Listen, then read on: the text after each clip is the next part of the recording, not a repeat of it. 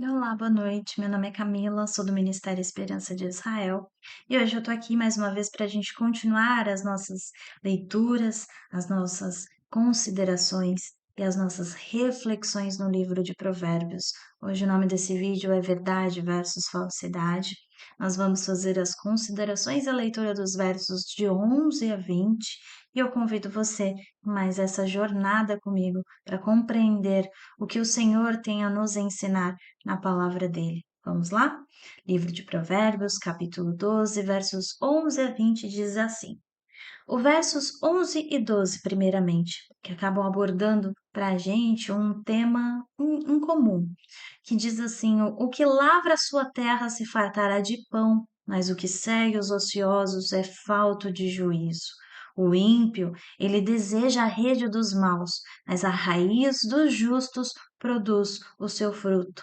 Uma vez mais, o Senhor nos exorta sobre a questão da semeadura e da colheita. Não há como não semear e desejar uma colheita igual àquele que semeou. Não há como não empregarmos disposição, empenho, nos aplicarmos no trabalho, nos aplicarmos na vida com o Senhor e esperar um resultado diferente, esperar um resultado melhor ou até igual àquele que se empenha e se aplica e persiste. Uma vez mais, a palavra de Deus ela exorta para que nós compreendamos o significado da verdade da lei da semeadura, que fazendo temos as consequências do que fazemos, e não fazendo teremos também as consequências do não fazer. O livro de Gênesis, inclusive, se nós formos nos manter nessa parte do verso que diz que o que lavra a sua terra, o livro de Gênesis ele tem uma referência no capítulo 3, verso 19, que diz que no suor do teu rosto comerás o teu pão, falando sobre trabalho, falando sobre subsistência, até que te tornes a terra, porque dela foste tomado, porquanto és pó, e em pó te tornarás. Não existe um trabalho, não existe uma consequência, né, sem um esforço. Não existe uma reação sem uma ação. É necessário produtividade. E aquele que crê no Senhor e que serve ao Senhor sabe que isso é uma lei verdadeira na palavra de Deus. De Deus, a semeadura e a colheita. Não há como fugir. Essa é uma verdade fundamental. Nos versos 13 e 14, a gente tem uma vez mais temas abordados em comum. O verso 13 diz assim: o ímpio se enlaça na transgressão dos lábios, mas o justo sairá da angústia. E no verso 14 diz assim: cada um se fartará do fruto da sua boca, e da obra das suas mãos o homem receberá a recompensa. Assim como os dois primeiros versos falam da lei da semeadura, aqui também o Senhor nos exorta que não só o que produzimos, como se fosse fisicamente, né? Mas tudo aquilo que nós produzirmos também de palavras e de atos e de transgressões, teremos as consequências. Veja, no 14 ele fala especificamente: cada um se fartará do fruto da sua boca, tudo aquilo que você declara e que você acaba muitas vezes influenciando os demais, né? É aquilo que você recebe como fruto seu e da obra das suas mãos receberá a recompensa, fazendo uma referência direta aos versos anteriores. No livro de Isaías, existe uma referência paralela no capítulo 3, nos versos 10 a 11, sobre esses dois versos, que fica até mais claro para a gente entender, que diz assim: dizia o justo que bem lhe irá, porque comerão do fruto das suas obras. Ai do ímpio, mal lhe irá, porque se lhe fará o que suas mãos fizeram. Semeadura e colheita é a consistência do comportamento de Deus, né? Comportamento sonhado por Deus para que nós tenhamos o comportamento necessário para que nós possamos chegar na vida eterna com o Senhor.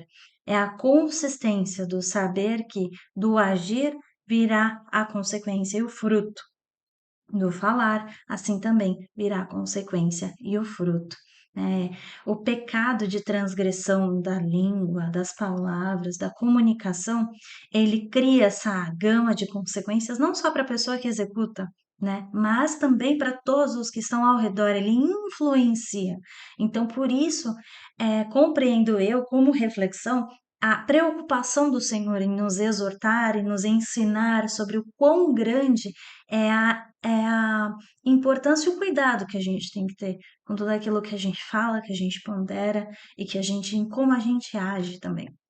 Nos versos 15 e 16, já esse capítulo fala sobre novamente uma expressão que a gente falou só no começo do livro de Provérbios e agora se relembra, que é o insensato, aquele que não tem, né, sensatez. Veja, o verso 15 diz assim: O caminho do insensato é reto aos seus próprios olhos, mas o que dá ouvidos ao conselho é sábio. A ira do insensato se conhece no mesmo dia, mas o prudente encobre a afronta. Veja só que coisa interessante. O caminho do insensato, ele é reto aos seus próprios olhos. E para nós mesmos, muitas vezes nós estamos 100% certos o tempo todo. Nós vemos as nossas vidas conforme a nossa perspectiva, né? Humanamente falando. Mas quando nós nos dispomos à crítica, como está na segunda parte do verso 15, por exemplo, aquele que dá ouvidos aos conselhos é sábio, nós nos dispomos a ser criticados e considerar as críticas. Eu falo crítica, mas o conselho muitas vezes é exatamente isso. Nos demonstra um caminho, nos demonstra uma perspectiva que nós não estamos enxergando. E muitas vezes nós ouvimos um conselho e nos sentimos criticados. Então vamos usar a palavra crítica, né? Aquele que ouve vários conselhos, várias críticas e pondera, ele se coloca no lugar de humildade. Ele considera que ele pode não ser aquilo que ele julga ser nele mesmo. E a palavra de Deus diz que o Senhor se agrada disso. Tanto é que no livro de Provérbios mesmo, mas lá no capítulo 3, no verso 7, o Senhor ele nos deu esse conselho, que é: não sejas sábios aos teus próprios olhos, mas teme ao Senhor e aparta-te do mal.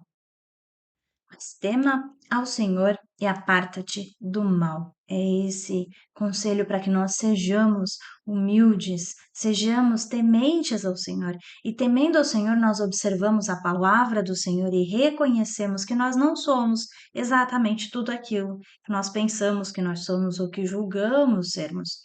Tem uma passagem no livro de Lucas, no capítulo 18, no verso 11, que existe um exemplo, inclusive, de um comportamento, de uma oração de um fariseu, onde ele se coloca nessa posição de falta de humildade.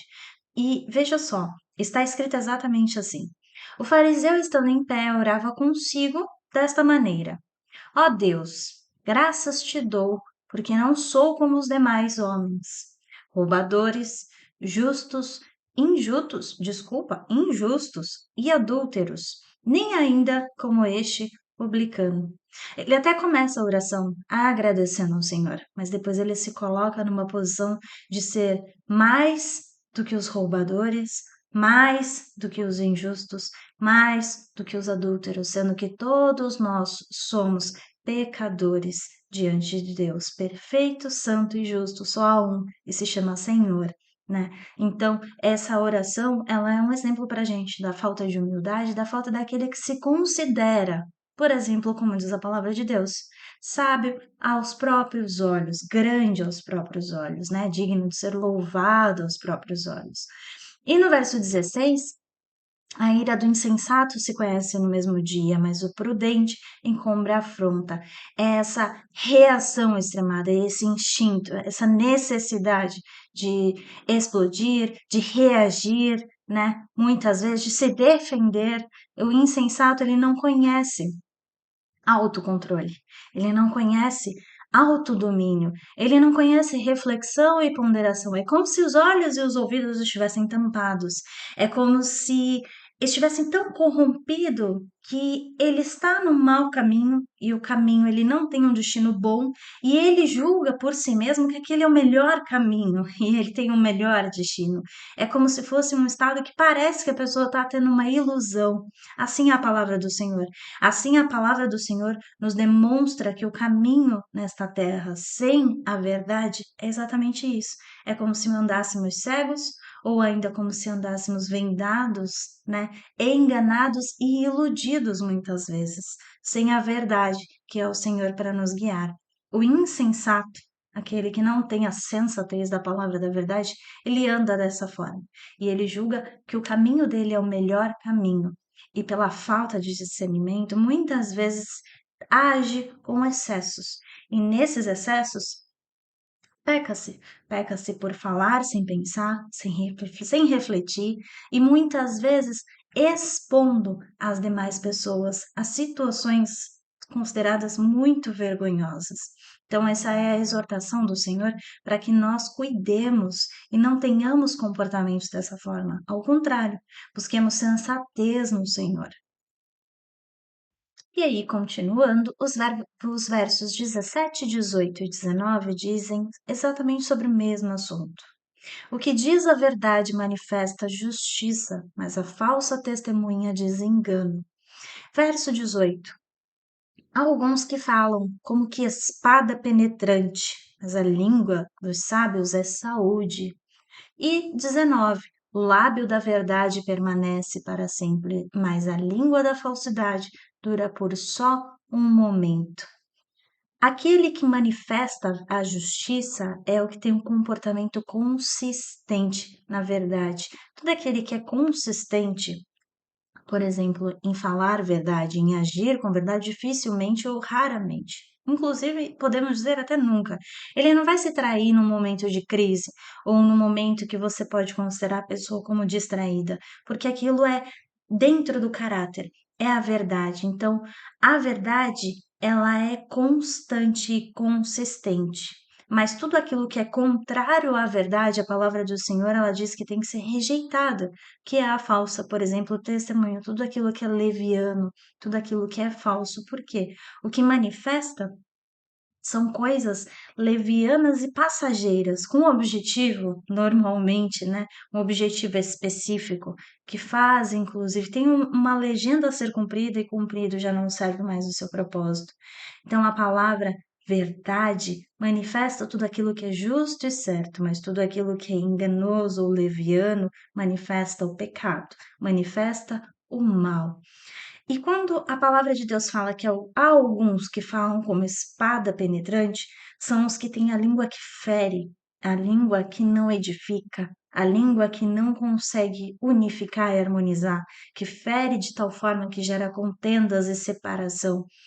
E por que o paralelo, né? A língua dos sábios é saúde, porque a língua utilizada com a temperança que o Senhor nos ensina que ela deve ser utilizada, utilizada com a ponderação que deve ser utilizada, com o controle que ela deve ser utilizada, com a observação, com cuidado, ela tem sim frutos, como a gente viu, de apaziguar, de acalmar, muitas vezes de unificar, muitas vezes de edificar, de unir.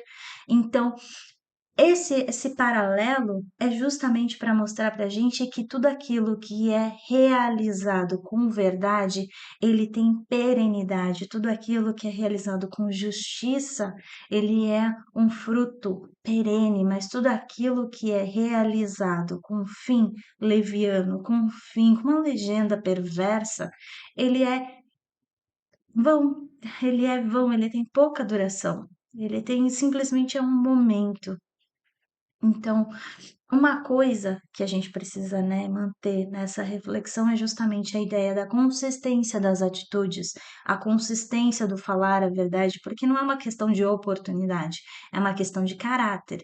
E se de alguma forma há identificação de que falta isso dentro do, por exemplo, do seu ou do meu caráter, busquemos no Senhor, porque nenhum homem é tão bom que não precise da ajuda do Senhor, e nenhum homem é tão ruim que não receba a ajuda do Senhor quando precisa.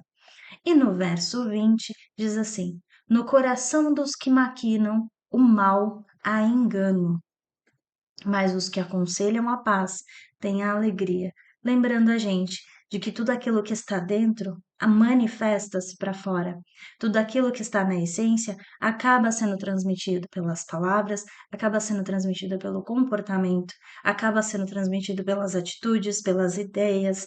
Então, tenhamos em nós luz, tenhamos em nós sal, tenhamos em nós a palavra do Senhor que é vida, tenhamos em nós tudo aquilo que o Senhor deseja que nós aprendamos para sermos pessoas melhores, mas não para que nós sejamos consideradas boas pessoas ou que assim adquiramos fama de boas pessoas, não, mas para que a gente dia após dia consiga nos tornar mais como ao Senhor e menos como nós mesmos. Então, essas são as reflexões que eu gostaria de deixar aqui para você nessa noite. Eu espero que de alguma forma essas palavras tenham sido bênçãos para você. E na próxima quinta-feira, se assim o Senhor permitir, faremos as nossas leituras e as nossas considerações dos versos finais. Eu agradeço a tua companhia até aqui. Que Deus te abençoe.